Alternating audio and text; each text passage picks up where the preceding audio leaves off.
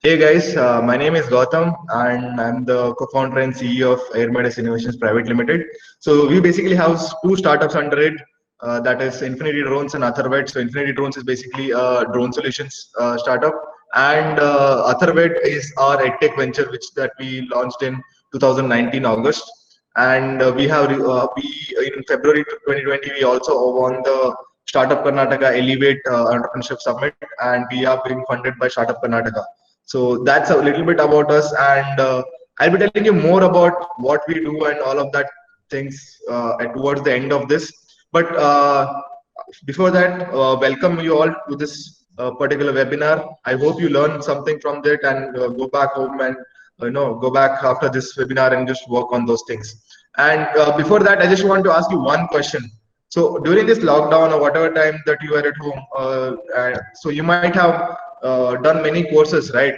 You might have just done a few courses, like on multiple things on Coursera, Udemy, or any such kind of platforms, and you might have got a certificate. But how many of you have exactly done such kind of courses during some online courses during this entire lockdown period or whatever the post-COVID period is there? I mean, once the COVID period started.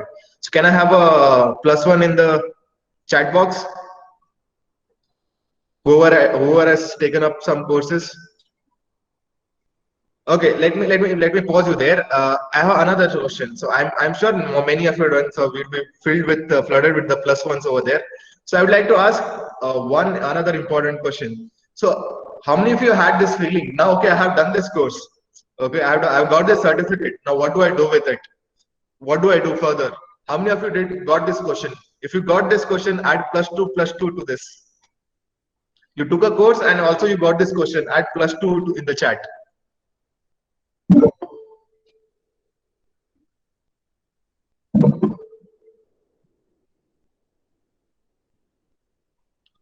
Great, great. We're seeing some good responses coming.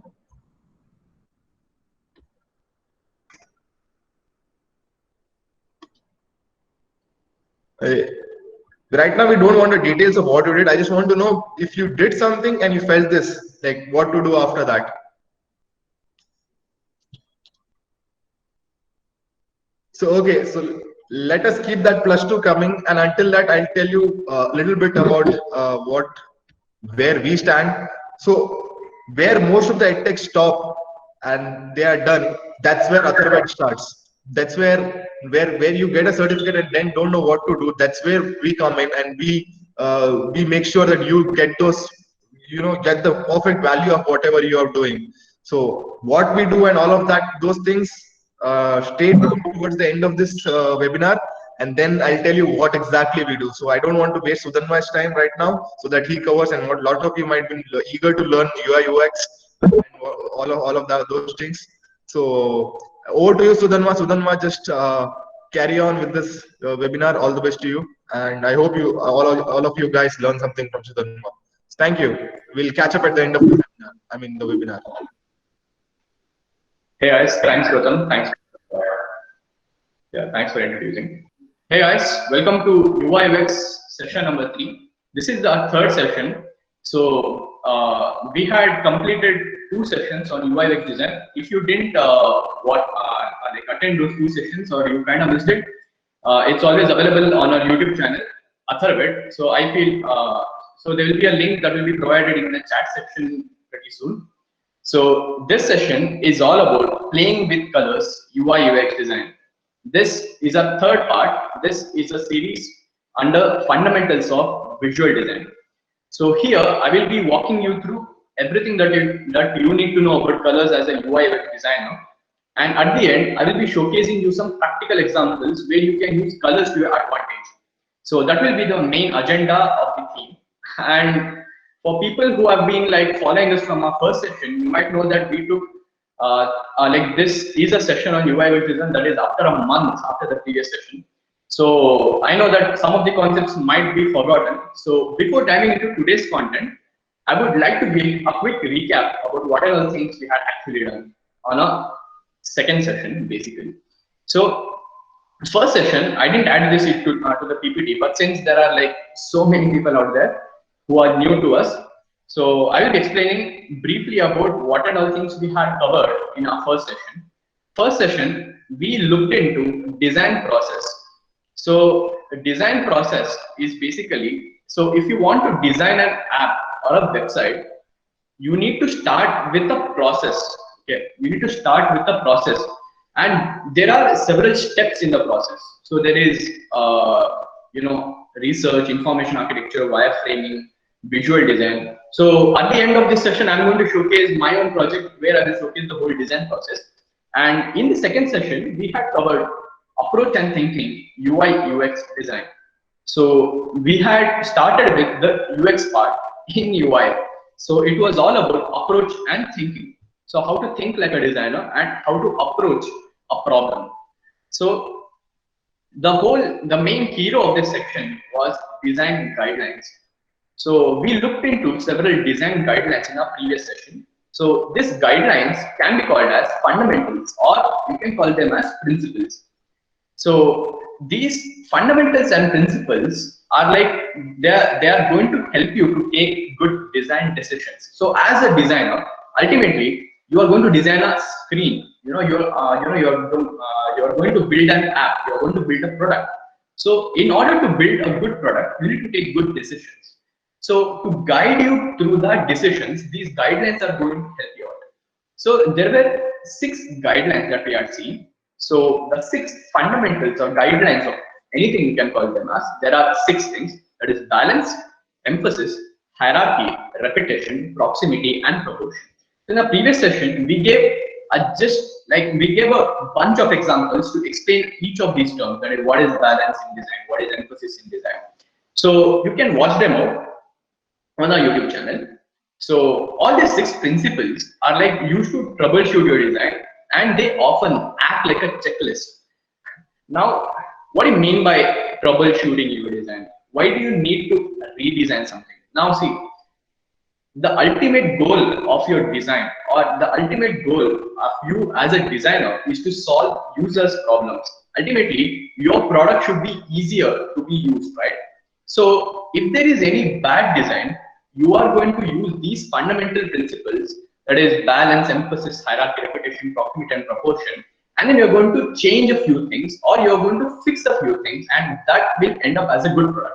So to showcase an example, we wrapped up the previous session by taking a bad example with all the, not messed up all the fundamental principles like hierarchy, proximity, and all those spacings, alignment, and all those things. So this was an example of a bad design.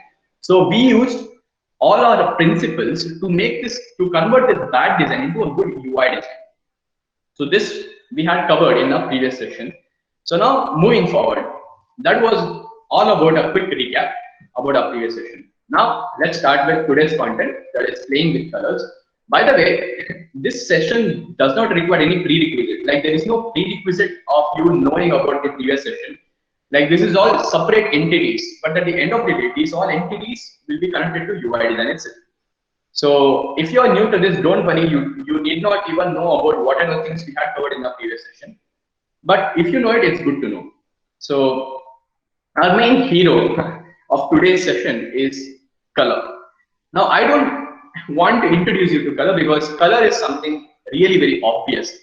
You take you take a user interface, let's say this Telegram community itself. This user interface, the first thing that comes to your mind when you look at the Telegram interface or any sort of user interface are the colors. Like it is in dark mode, it is having blue color. So color is such an obvious thing. Color, you can't mess up with color, otherwise it will mess up your whole design only. So colors can make or break your designs. So to properly use these colors, we need to understand some of the basic concepts regarding colors.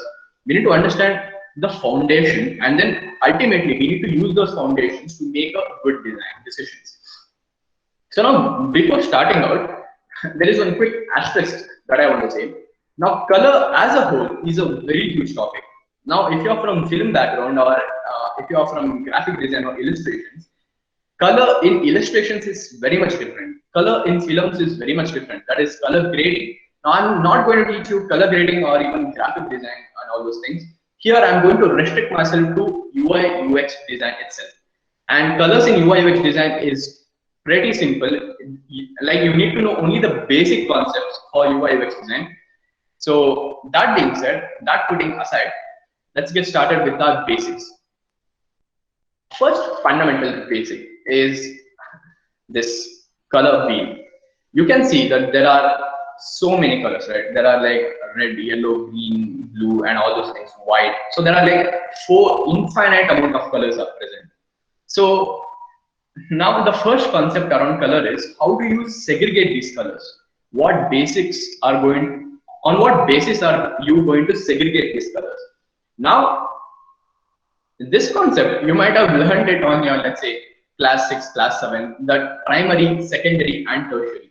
So you're going to segregate these colors into 3 sections. One is primary, one is secondary, and one more is tertiary. So primary colors. Primary is having total 3 colors. That is red, yellow, and blue.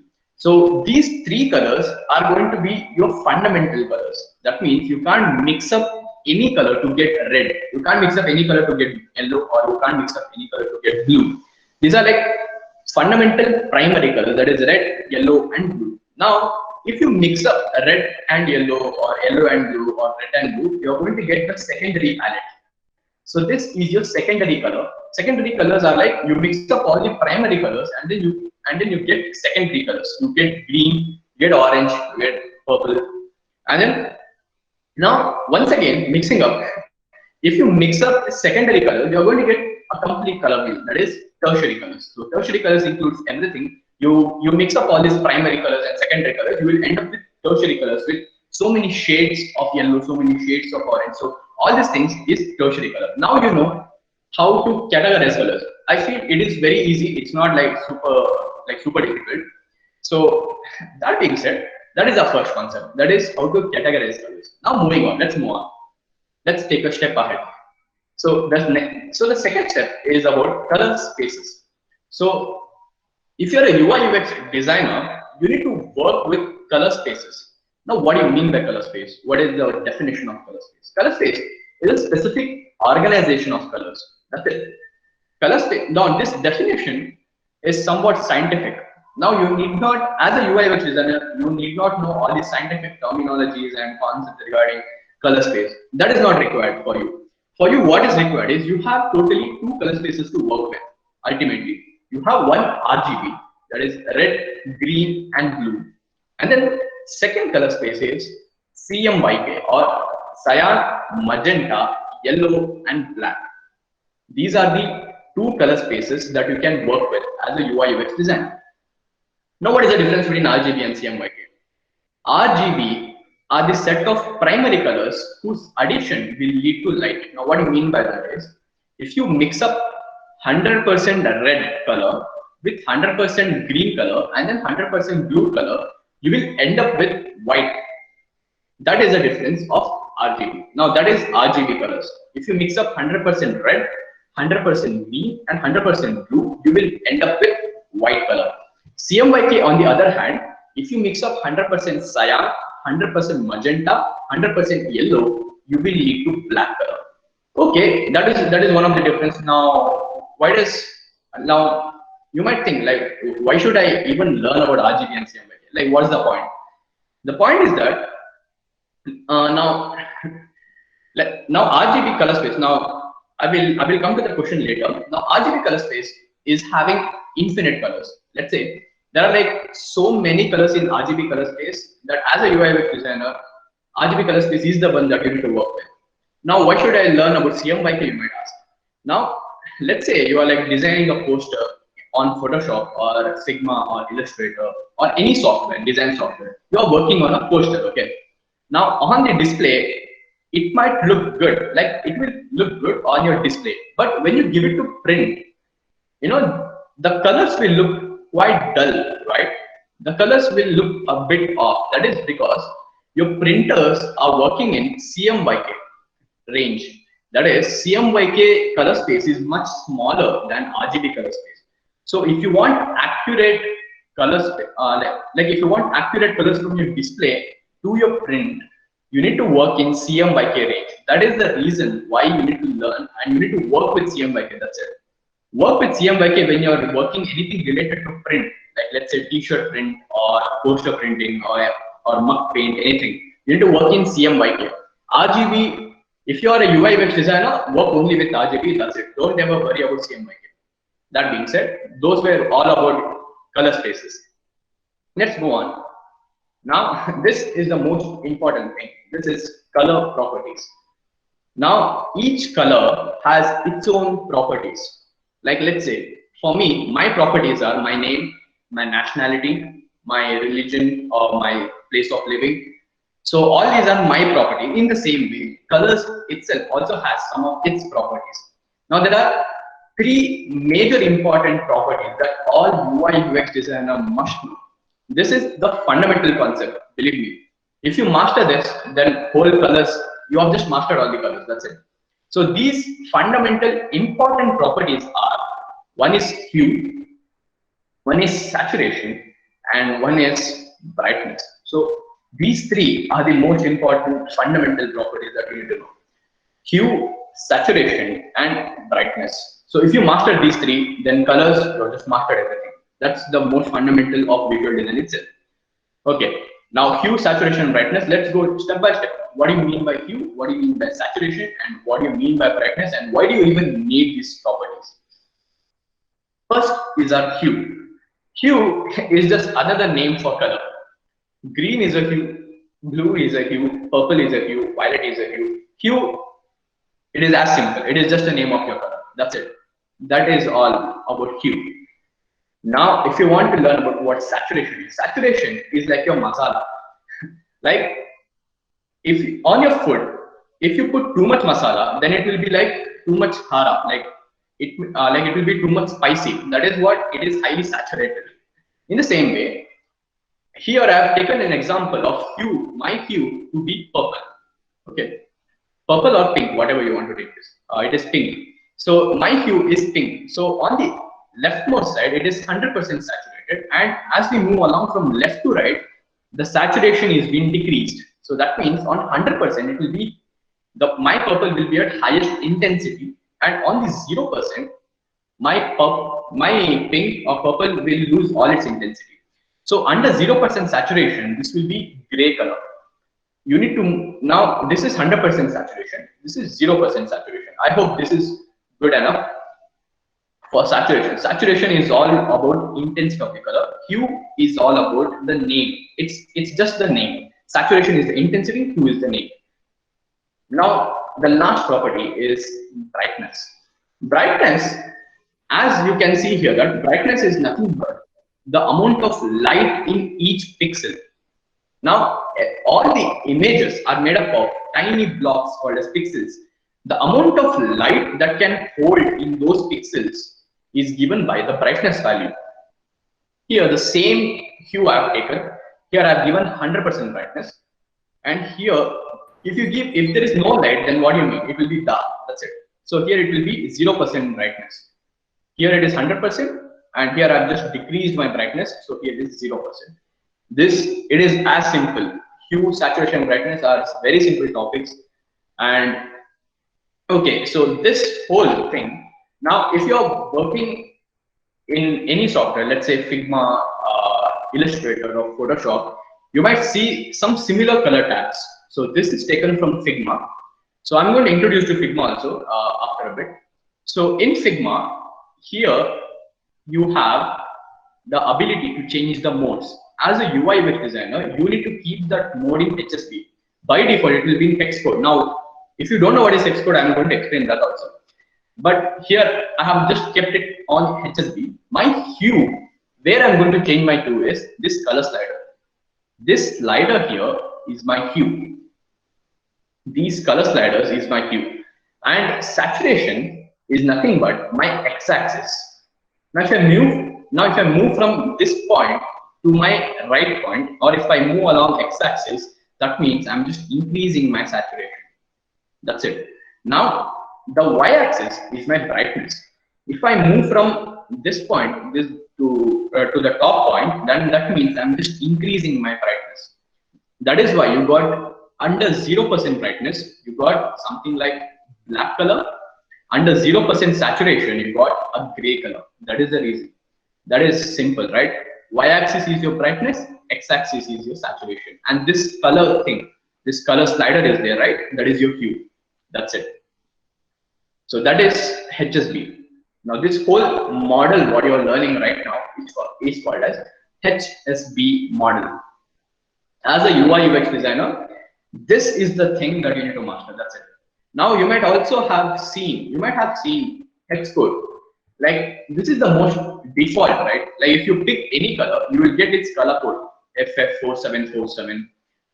Or you might have also, worked with, let's say, RGB mode. Like if you pick any color, you will get its red value, green value, and blue value. So if you mix three colors, you will get that color. Like 255 of red, 71 of green, and 71 of blue might give you some color. So this model is called as RGB model.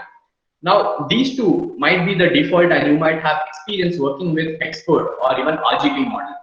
Now, if you know these two models, why the heck do I need to learn HSB then? Why do you need HSB? That if you have any questions like that, HSB model is more humane. Now, what do you mean by humane? What is the term humane means? Humane is nothing but it is more understandable. HSB model is more understandable. Now, let me give you one example to understand what is understandable. Now, take this rectangle. Okay. Now, here I have filled with light pink, or this is light red. So here my RGB colors are going to be, RGB code values are 255, 71, and 71. But here, if I want to change this red, I need to just randomly pick one color from that color tab, right?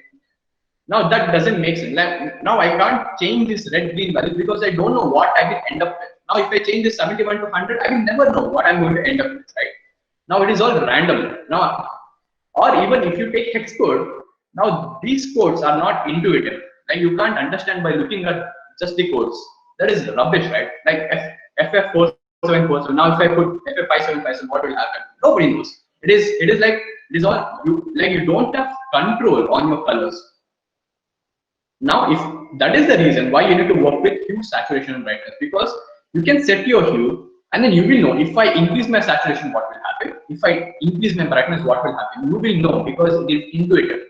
It is more understandable format, and you will have better control over your colors. And at the end of the day, you need to make better decisions, right? You need to make better color decisions. Now, if you're designing, let's say, an app or a website, now you need to give justifications of why you choose that color. If you are into UI UX design, thinking and your justifications matter a lot. If you want to land in a job, you need to know why you have taken that decision.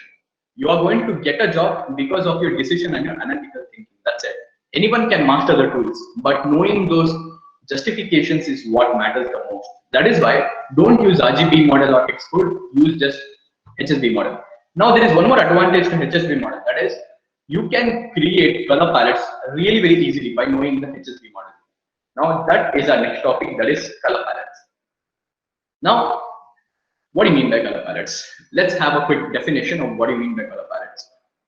A color palette is just the range of colors that is being used to design a user interface. Now, if you take any user interface, a color palette is just a range of colors. Now, it is just a range of colors that is being used to design a user interface. Now, to break down this definition, I'm going to give you one example.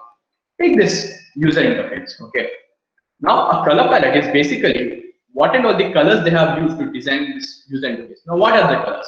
Black they have used, white they have used, orange they have used, and some sort of gray they have used. So this is my color palette basically.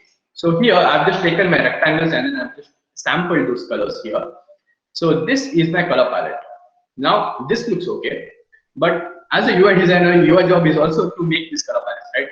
So how to create a color palette? That is going to be the practical example before we wind up this session. Now, how to create a color palette. At the end of the day, nobody is going to ask you about the basics. Those basics are going to help you to create a color palette. Now, the ultimate aim or goal to learn colors is to just create a color palette. And then to make a good visual design. That is the ultimate goal, right? So to create a color palette, we'll be moving to Figma.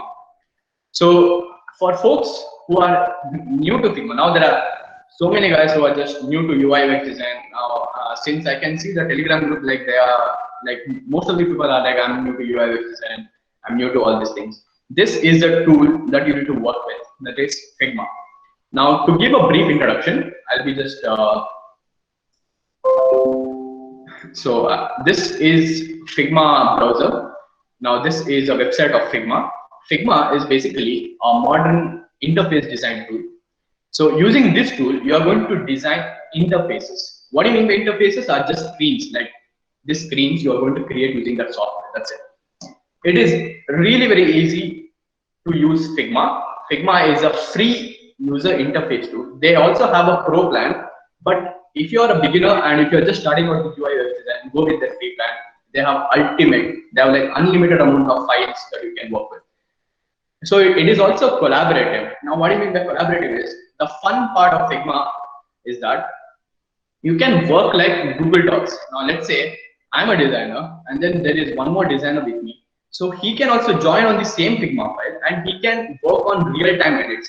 Like I'll be working here, he'll be working there at the same time. That is the power of Figma.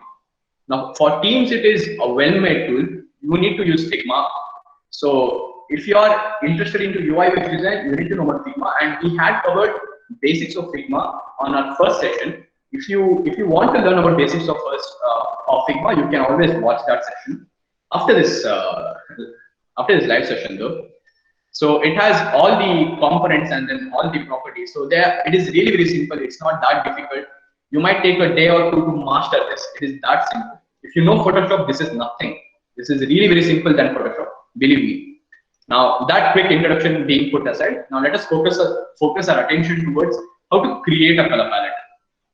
Now this is a Figma file that I've been using from past 2 sessions. This is the same Figma file. Now what I will be doing is I'll be just putting up notes. Like consider this Figma file to be a notes. In the first session, we had designed this sign-up screen. In the second session, we had explained about all the principles. Now I said right about balance, so all these things are being put up in the same Figma file.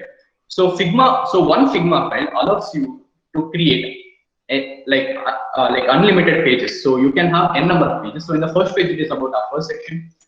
Here we have a second section. So this is the third section, that is playing with colors. So I have made a separate page. So after this end of the session, I'm going to share this Figma file so that you can always view this and then use it as your notes. Now let us move on to how to create a color palette. Now before color palette, let us take a look at how WhatsApp does. This is WhatsApp analysis. Now let's take a look at WhatsApp screen. Now how WhatsApp actually uses all these design principles to create a color palette. Now these are just 6 rectangles that I've created. You can just create a rectangle by pressing R on your keyboard, and then boom, you have a square or rectangle. So you can just use this fill tab and then use this color picker and then pick these colors. So basically, I've just sampled each and every color and I've created a color palette out of it. So this is a color palette that WhatsApp uses. Now, what do you think is the relationship between this dark green and this green? Like, what do you think might how did they do these color palettes?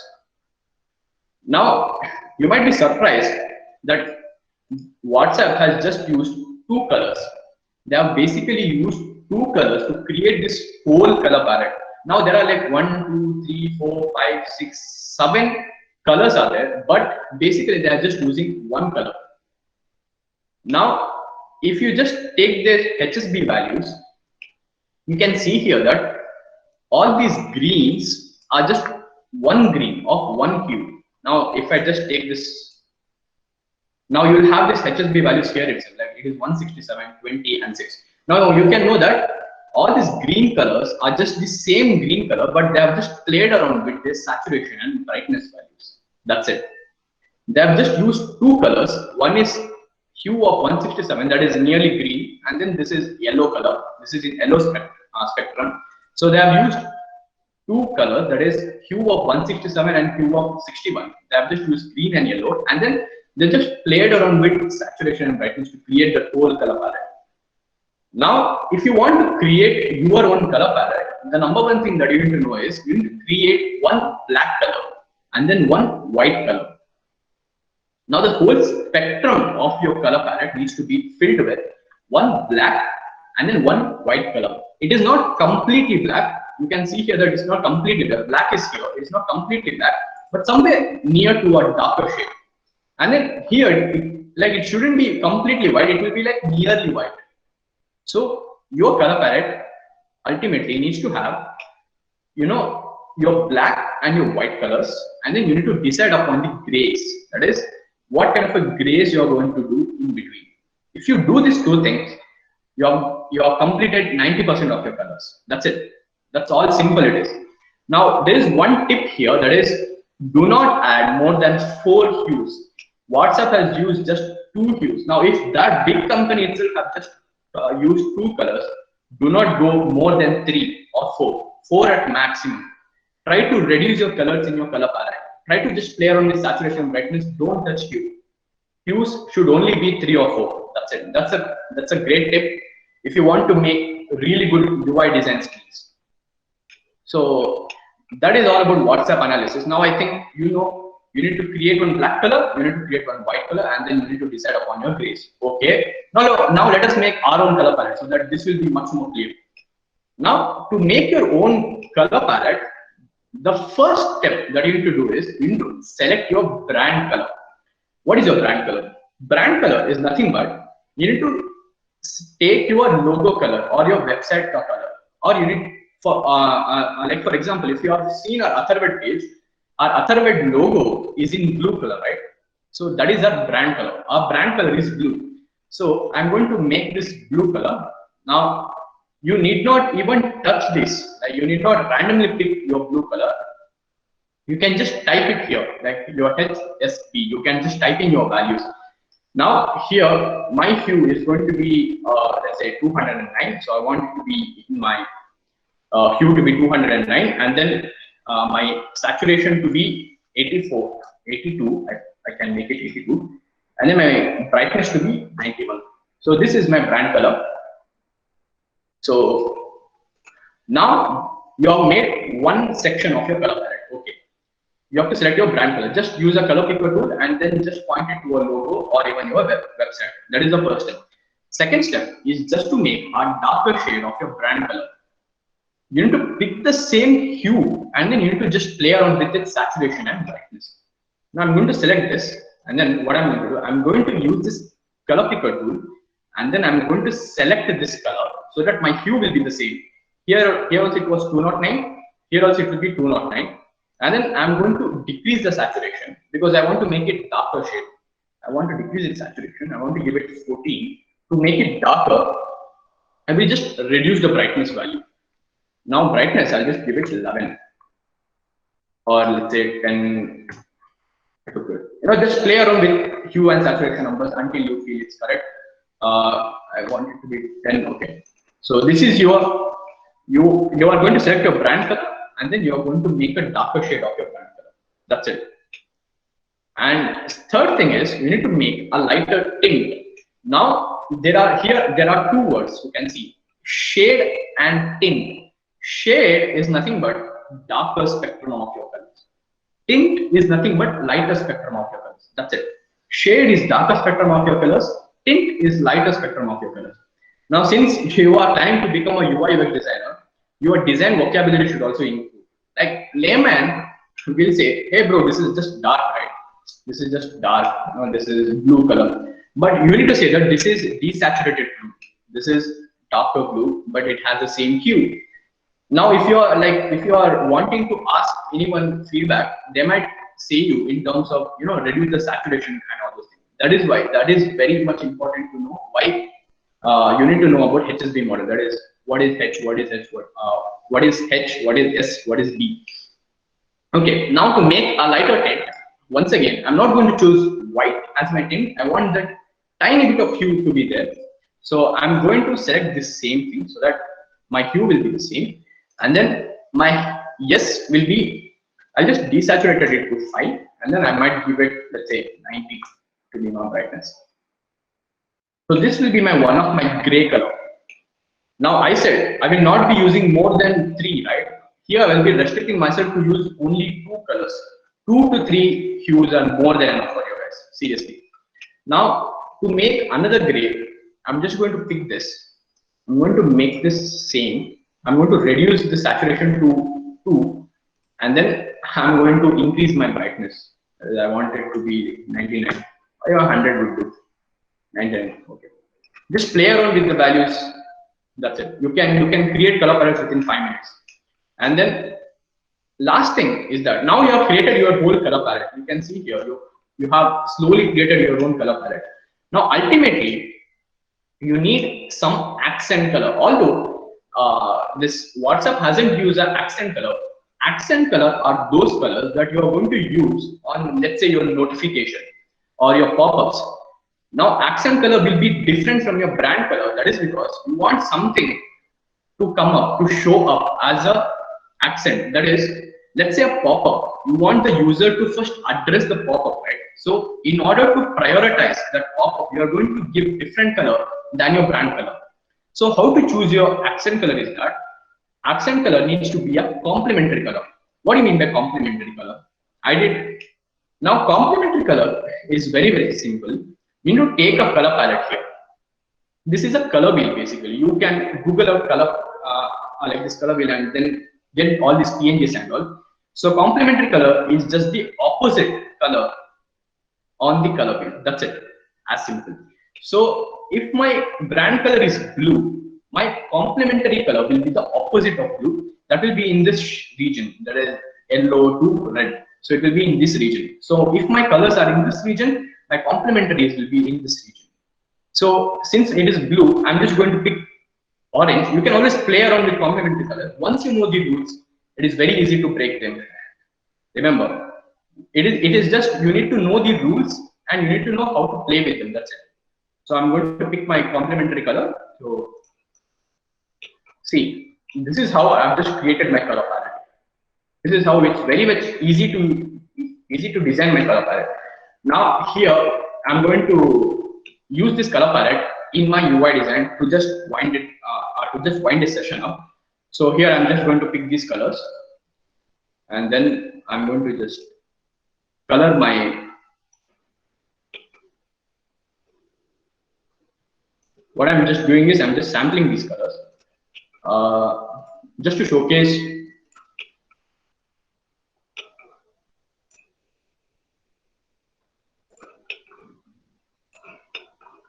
And finally, I'm going to take my accent color. So this is my color palette. So basically, this is my wireframe that I've created. So this was originally here. So this was my color palette. So this is a wireframe. So in your visual design, you are going to have a process, right? You are going to create a wireframe, and then you are going to come to visual design. If you have been a part of our first section, you might know this. Okay, now keeping that aside, let's pick up these colors and then put it up on our color palette, on our wireframe to make a complete visual design. So I'm just going to select this rectangle and then I'm going to pick this background. So this is going to be like this. And here I have my arrows. What I'm going to do, I'm just going to select this and then shift select to multiple select. If I hold my shift key and then click on objects, it will multiple select. So I'm just going to give this filter icon, and then this artificial intelligence, web development, UI UX design, machine design. So I'm just going to select all these things, and then I'm going to give my secondary color, that is this gray or even this white. Okay. Now this I'm just going to sample this color out. However, if you are new to Figma, please watch our first session. You will get to know what I'm doing here. It is just control and shift selecting all my rectangles and all these things. It is really very easy and it's really very fun to use this design. Okay, so I think I need to make a darker shade here. I will just decrease my brightness to, let's say, 80 or 70. So that is why you need to just play around all this with all these colors. It will be really easy. So I'm just going to select all these angles and then, sorry, just select this color. Or even lighten this colors. This might look good. This is looking pretty good. So I'm going to pick this color and then set this. So this is 0 and then this is 23. Okay, cool. So now I will use my accent color to this filter button. Now I said that user needs to know. Now this is the important address issue, right? So here user needs to know this this filter button is being activated. So what I'm going to do, I'm just going to select this circle and then I'm going to pick this accent color. And then the stroke around it, I'm just going to keep the same color as this. So this is how you just create your visuals. This is how you work with visual design in whole. So for all these AI, all these icons, I'm just going to pick my brand colors. So that will look good.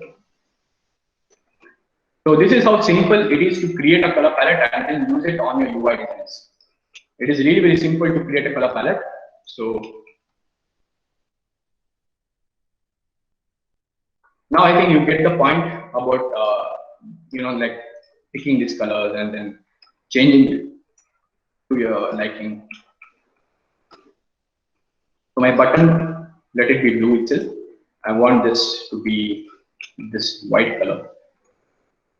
So that's it. That is how we just created a visual for your simple wireframe. Now this is a simple wireframe, but this is now this same process you can apply to your real designs. Now you are going to make a color palette, and then you're just going to use these rectangles as your reference, and then you're going to color your wireframes, and this is going to be my final visuals.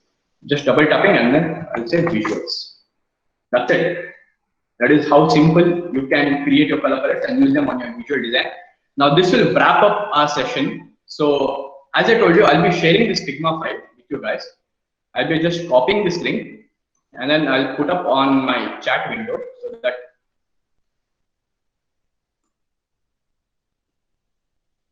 I'll be putting up here on my chat window. And before we start our this Q&A session at the end, as I told you, now you know that we have completed 3 UI UX sessions, right? So we had covered a lot of concepts. Now all these concepts that whatever I have said might look easy, might look like it is all easy, right? But unless and until you work on any project, it is not that easy and it is not that very simple. Unless and until you apply those concepts in a real project, then only you can understand all these concepts. So if you are working on any project, or if you have started to work on, let's say, copying any apps or even or any design projects, what you need to do is you need to just share the Figma file to our Telegram community. So where you can ask for feedbacks with me or our industry mentors who are like very much experienced in UI UX design. So they can give you professional feedbacks so that you can improvise on your design and use those Figma and use the Telegram community to your full advantage. So I think Telegram community link is also being shared on the chat window, or else it will be shared pretty soon. So now we have like 10 to 15 minutes so that we can have a Q&A session. If you have any questions, you can just drop it down on the chat window or you can ask it. Feel free to ask, feel free to open your mic and then you can ask. Okay. Ashok Pujari, I'm a graphic designer and want to become UI UX designer. I have started to learn through YouTube and I pretty much learned it. So my main question is how to get a job in UI and what questions would they ask and the portfolio. So if you want to become a UI UX designer and you know all the things, like let's say all the concepts regarding UI UX design, you need to make portfolio project. You need to make your own portfolio. Now projects, the type of projects that you're going to work are, let's say you're going to take one app and you're going to redesign it. Now, after redesigning it and after doing all the prototype and all those things, what you need to do is you need to write a case study on it, on basically explaining what and all decisions you took, to come to that point, like to come to that solution. So as you do like 2 to 3 projects of all these case studies, then you can apply for jobs and internships on design. So, one second. Complementary color. How do you choose? Sudhanu, I would like to take that question on how to get a job and all of. I just like to add a bit to it. So can you just say what are the career roles in this UX and UI? Yeah, we'll surely tell you that. So just one sec. I'll just answer Ashok Puchari's question. I think right. Am I right, Sudhanu? Yeah. The graphic designer. See. Oh no, the job one. Where is it? He has learned everything. How do you get it? So okay. So guys, basically now if you're looking for a job in UI UX design field. Okay. So let me tell you now. There's also a question over here that is what is the difference between UI UX design and a product design? So UI UX design and a product design, there is not much of a difference, but it's like more of like when you're building one particular product or one particular app. So a feature in that one module, if you're building the entire module or an entire product entirely, so you are called a product designer. But if you're working on a few smaller features in that, maybe you might be called a UI UX designer. So there are different roles in this. There is UX researcher, wherein you just have to work until all the if you have went through our previous videos, you come to know what is the process and all. So you only have to work until the wireframes, and you don't have to do the visuals. There are those people are called just UX designers. They have to do the research and all of that, do the information architecture, and then go do your wireframes. And the visual part, somebody else takes the role of that. So there are different roles on that. So we'll surely have another proper good session on what are these different roles, and because we need to go deeper into that. Okay, so and telling about how do you apply and get job in those companies. So now, as Sudhanva rightly said, it's not about what you make. Okay, you might have designed something, so it's not about making it look good. It's more about solving the problem. It's about getting the people engaged in your app or making them sign up on your app. So solving the entire problem of the user. So yes, looking good is a part of it, but not fully it. So if what a company, if you they, would expect, if they are hiring a UI UX designer or a product designer, is they would expect you to solve their problems. Okay. So what in general, if you are applying for the job, what you can do is you can do like various redesign projects. So say WhatsApp or Facebook or something. If any other app you can consider. If you feel that there are some problems with respect to this app that can be solved in a design way. Okay. So what you can do is you can solve that. You can redesign that app. It can be any app that you use on a daily basis. Say Instagram. Maybe if you feel that the DM thing that is there, that is very it's not very user friendly. So if you feel that you can make it user friendly, so what you can do is you can follow this design process and redesign it and write a case study. Okay, you can just pick some of the apps, some app, and you can think, or if you don't have any idea about, okay, you don't feel any such kind of issues, or then what you do is you just pick some random app. So but make sure which kind of app you're choosing. Okay, so that is very important. Why do you be careful about choosing the kind of app? I'll come to that. So once you choose this app, what you do is you again redesign it and write a case study. What a case study means is what you want to exactly do in that. What have you done? What problems are you solving, and why you are done? So basically, the company wants how you are thinking, not how you are designing over there. So it's basically how you think. How can you solve the problems? Okay, and then once, if you have another approach to that is why I told about choosing the kind of app. So say you are applying to a fintech company. Okay, say you are applying to some company like Paytm or Razorpay or something like that. So in that case, what you can do is you can pick some fintech app and then make a redesign and a case study. Or else you can choose that particular. Say if you are somebody is applying to Atharved. So if we have some app of Atharved that is there, and if you feel that I'm just giving an example. Right now we have not launched the app yet. We'll be soon doing it.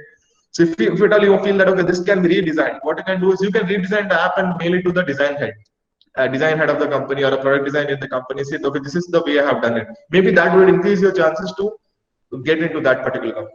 So that is briefly about it.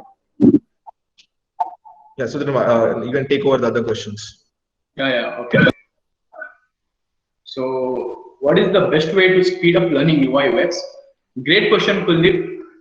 The best way to start with UI UX or to speed up UI UX is take a screenshot of your favorite app or website and then put it on Figma and then try to replicate the same.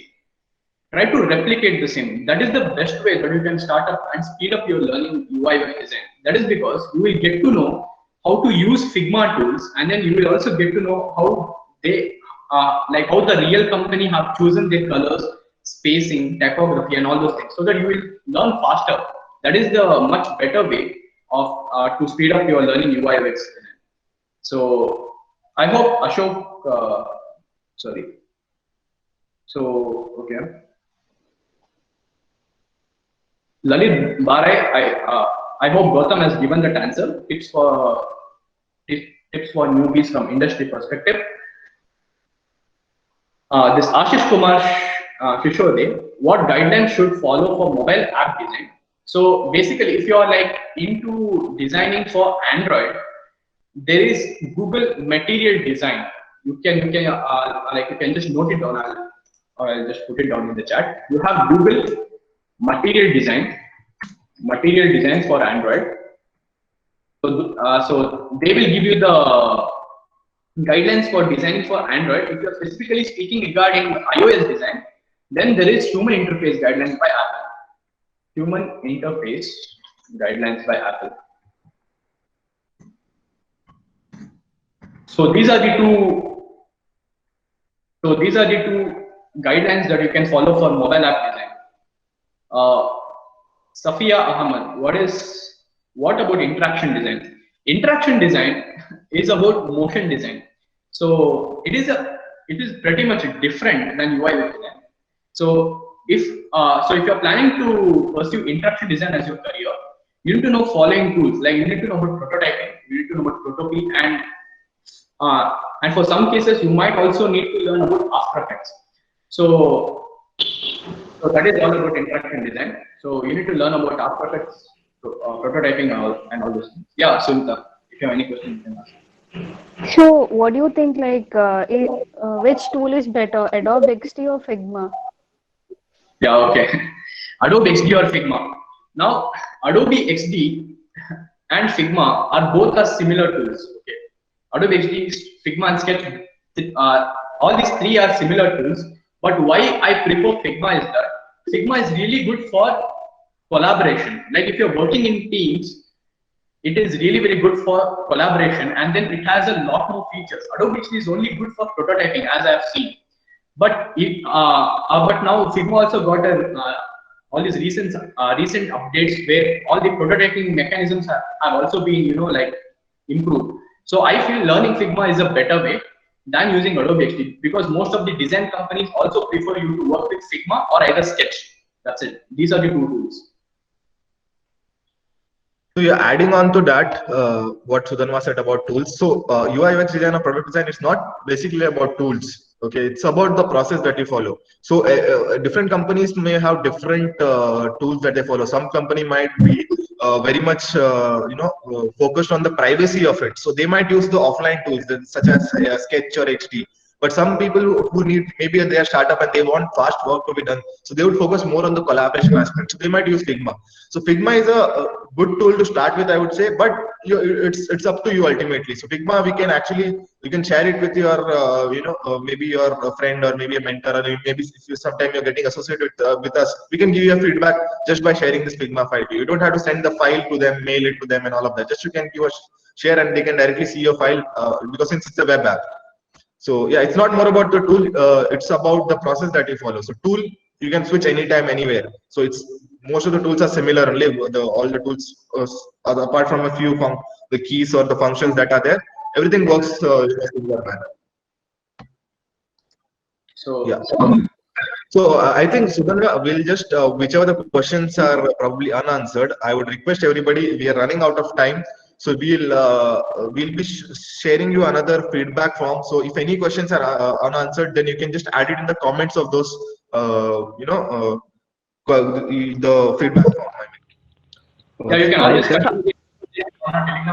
Sorry to interrupt. Just like, yes. If you have any questions, just switch on your mic and just like Gautam, you were in the starting. You were saying like after completing courses, So Atharved comes in between where it will just guide you what to do after the completing some course. I'll come to that. I'm coming to that. Just let us end this UI UX session, and then I'll come to what is Atharved and all of that. So I just want to wind up all of this UI UX things first.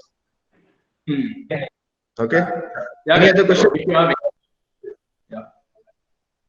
If you have any other question, you can bring that up to Telegram so that we can continue the conversation there also. We are always available. So you can DM us in social media also. Yeah, you can DM any one of us. So yeah, another thing that I think we would in another 1 minute wind this up.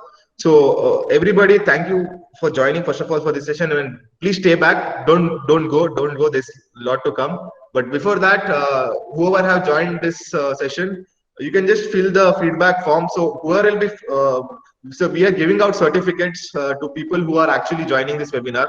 To be frank, let me be frank with you. This certificate is just something that you can, just something that you can keep it with yourself, just so that there is a memorandum of you coming to this webinar. But it won't fetching you much of an value. It will be just because a lot of you are asking that we want a certificate for joining this webinar, we are giving out this certificate. But ultimately, what would matter is what are the skills that you possess. Okay, it's not this certificate wouldn't be of any value when you go for a job placement, but somebody you might you can tell it to your friend that okay, I have this certificate and I have attended this webinar. Maybe you can share your experience. It would be just helpful for you to share your experience, but ultimately it depends is what skill you possess.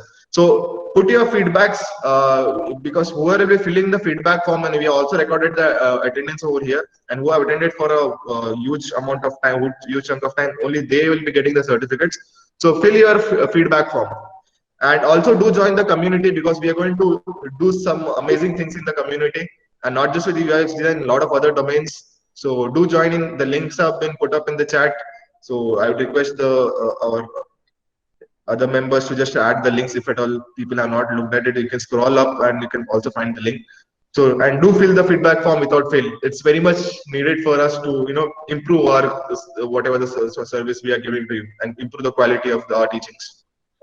So yeah, so let me wind up. So with that, thank you Sudhanma for this amazing session. You have been doing really great, and we have a huge number of participants joining this time. So yeah, thank you Sudhanma. So yeah, thank you. Thanks. So coming back to like I promised you, what Atharved is. I was telling you what Atharved is basically and all of that. So Atharved is basically, to start with, is a edtech company, but not like any other edtech company. So what do most edtech companies in this country do? Country or the world do? They provide you some course. Okay, you do that course. Okay, depending on whether you are motivated enough to complete that course or not, either it goes incompleted or if you complete and get a certificate. But is that if that learning, you learn something, but is that learning something equal to your skill? How do you differentiate between your learning and a skill?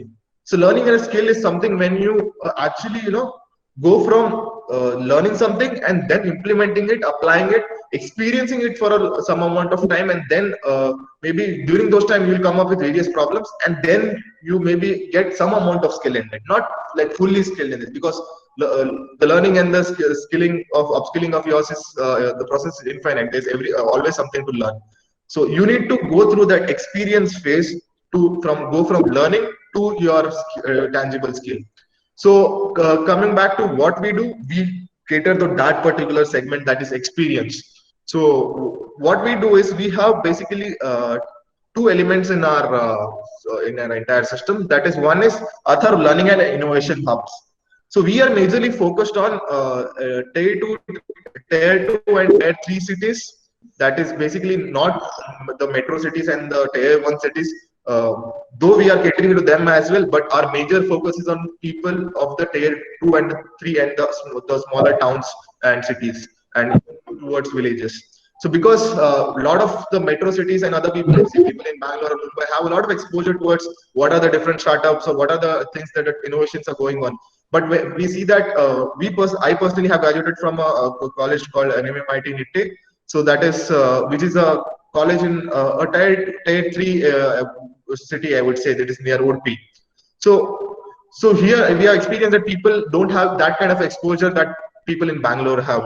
Maybe people having in the topmost colleges or the top tier colleges might be knowing it, but not people who are in the just because you've maybe got some lower rank in your entrance exam, you just get into some lower ranking college, but that doesn't mean that has to stop you in your career, right?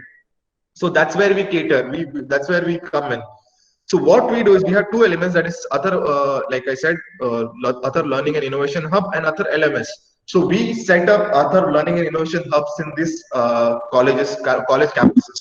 So that is one of our elements. So what we do inside that? So this is something like a professional corporate environment. It's something like a startup wherein you can you as student join in, and you would be working as similar to as you would be working in any startup or any company. So all kind of work that you'll be doing, you will be working on projects. So initially you'll start with training you. So first, there are different kinds of people that come in. So somebody comes with some skill, somebody comes with zero knowledge. So we cater to all of those people, and then once that is done, we give you the basic training, then put you on projects to work on projects. Those are like real-time projects, and then once you are very much skilled after doing this project, then we also put it into research and development. So we'll be working on new innovative projects. We also pitch them to the government and all of those funding resources for funding as well for this project. Until now, we have some 5 to 6 projects that we have received funding of 3 lakh rupees each from Karnataka government, and also our startup is backed by them. So yeah, this is the kind of thing we do, and that helps you to get skilled. So you entire process that you follow is something a process that you will follow in a company. So it's not like we sit in a classroom and you teach you something, or an online course we teach you something and just let you go. We make you experience things. We make you team up with people, and there is a lot of peer-to-peer learning. What you don't know, your peer teaches you, your teammates teach you. So that kind of an environment. So exactly how a company works. So but here you might be thinking, now we might be having some client requirements. So we might, because many of the people offer this and they've offered internship and ultimately ask you to work on some of their projects, that they have to meet some client requirements so that they can get the project and get the revenue from them. No, we are not into that. So you don't have to meet any of our client demands, because we don't, as Atharved, we don't have any other clients apart from the students learning that is there. So whatever we do is to enhance your learning experience. Okay, and entirely it's about the students and making them feel as if they are a working professional right when they are in college. Okay, and we are also so since we cannot have this other L&I hubs in all the colleges, we are also thinking of coming up with a digital hub. Okay, a digital hub wherein students who don't have the access to the offline L&I hub, we'll be also asking them to come on the digital hub. So that is the one thing. And we are coming up with developing another software called as Author Learning Management System, which will be managing all the activities of this. And we'll be having many companies and startups register on that, and there will be the people who will join us. Portfolios of them will be created on that, and then we'll be also connecting them to those companies and startups. We are especially looking into, like, there are many growth stage startups that offer you a good opportunity and good salary, also good package also. So such companies will be connecting, and we'll be implementing a AI learning module on it, wherein it will give you the right analytics of which path are you going in. So the AI analytics will tell you how are you exactly you need to detour yourself in order to go through that. So that is what we are right now developing. Okay. And yeah, that's mostly about it, and the domains that we are into. So not just UI UX, this is just one thing of it. So we are majorly focused on the industry 4.0 domains. So how many of you exactly know industry 4.0? I'm sure many of you might have not heard of it. Okay, so I wanted to go back and just check what is industry 4.0. So there have been various industrial revolutions. That is industry first industrial revolution. Now we are entering into the fourth industrial revolution, that is also called industry 4.0. So we are catering to all the technologies that are related to industry 4.0, that is artificial intelligence, IoT, robotics, 3D printing, 3D design, UI UX design, and all of such things. Many which I might have even not spoken about right now. So it's difficult for me to list. On the top, it looks like this, but as you go deeper, there are smaller elements that that can get into another field altogether. So yeah, that's something in brief about it. And I want you to just be in touch with us. I want you to join the Telegram community. There are some big things going to happen in there. So the links in the chat. So if you have any, if you want to be associated with us and be in touch, and whenever we come up with something new, you want to be associated with us, just go and join the Telegram community. And yeah, that's all about it. If anybody has any other questions related to Atharvad, you can ask. So yeah, that's all for this session. I'll be staying back to answer your questions. So please fill out your feedback form for the UI UX session also, and do join the Telegram community. Also follow us on our social media handles. So we'll be regularly posting our new sessions or whatever is going on the social media also. Telegram plus Instagram, both of it are our medium of communication. So thank you guys for joining. If anybody has any questions, please stay back and just ask anything that you want. So I know I was not able to cover all the things that we do exactly. This is a smaller part of what we do because the time is not sufficient for me. Yeah, it's like Industry 4.0. Yeah, IoT, cloud computing, 3D printing. Yes, that's mostly around it, and there are many related branches that are also with that. So we cater into that. So until now, except big data and cybersecurity, we are into all other domains. Okay, and we will be soon getting into both other things also, the cybersecurity, big data, and all of these things also. And we are also getting into something in the creative side of it, also into 3D motion design and game development and all that kind of thing. As it's in a huge boom right now. So every day we are, increasing our, extending our dimensions. Yes, Prithvi, it's a startup.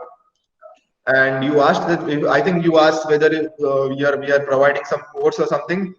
We are not exactly providing your course, but like I said, we are doing a lot more than that. So we'll be soon telling you what it is and how are we going to do it, how you can get associated with. Join the Telegram community. We'll let you know everything very soon, very soon. Any other questions? You can switch on your mic and just ask us.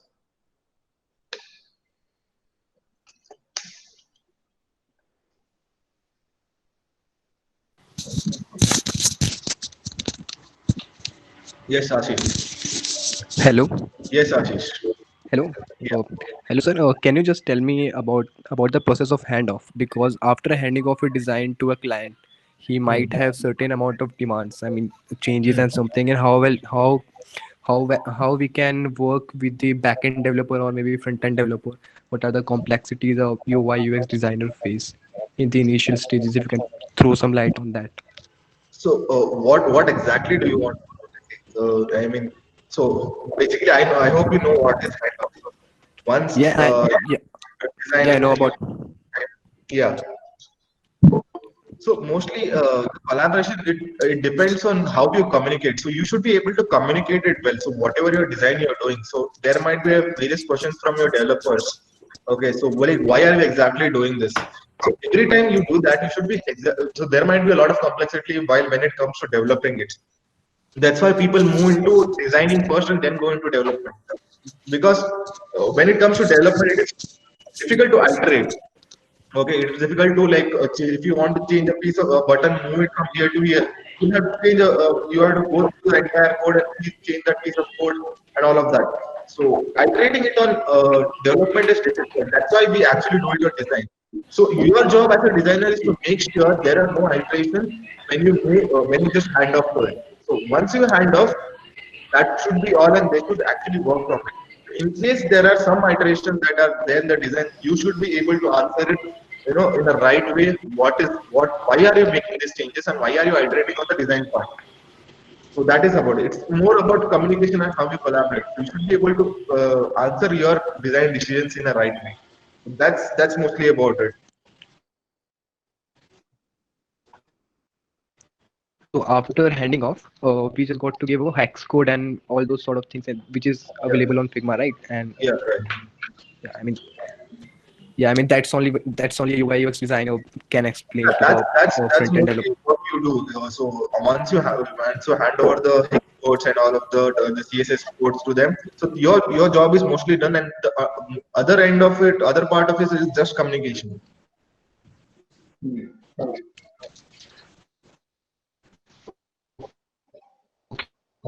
So getting me down. Yes. Any other questions? Gautam, there is one question. Yeah. Oh, yeah. So is that about the internship? Yeah. Did you provide final year internship to student to complete the project? We provide. Yeah, we do have such programs. We provide not only just final year from first year, right from the beginning, no matter which year he or she is. We provide such kind of programs to many people. So they're not. I would. Yeah, it is an internship, but there is more to it. It's not just any other internship. Okay. Somebody has asked, does JS come in UI UX design? No, JS is part of the development side. Design is UI UX. Okay, is there a particular one part that you have to follow for career?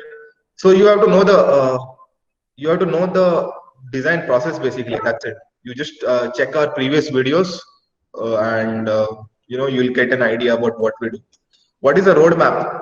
Roadmap. There is no hard and fast roadmap actually. So it all depends on you. What are your strengths? So if you are looking for, just follow the process. Start with, if you're not aware of the tool and all of that, just start with copying apps. Use Figma tool. Start with copying apps. Then understand the process. Like read case studies and all of that, different case studies. That's what I would suggest. I think that's all. I think we are running out of time. So whatever questions, you can add it in the feedback form, and DM us on Instagram, or join the community, and also follow us on Instagram for updates, and then join the community, and you can have a round of discussion there. If anything is there, you can just all of your questions you can put in the Telegram as well, wherein you can answer the question. Also in the feedback form, so that we can particularly get back with a follow-up mail or something like that.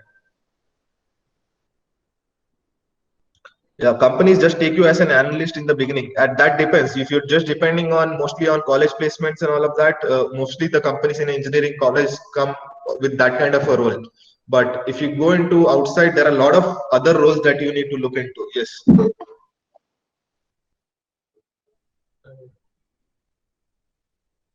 Yes, graphic designer to UX designer. Yes, it would be easy comparatively on the visual side, but on the process side, you need to work on it.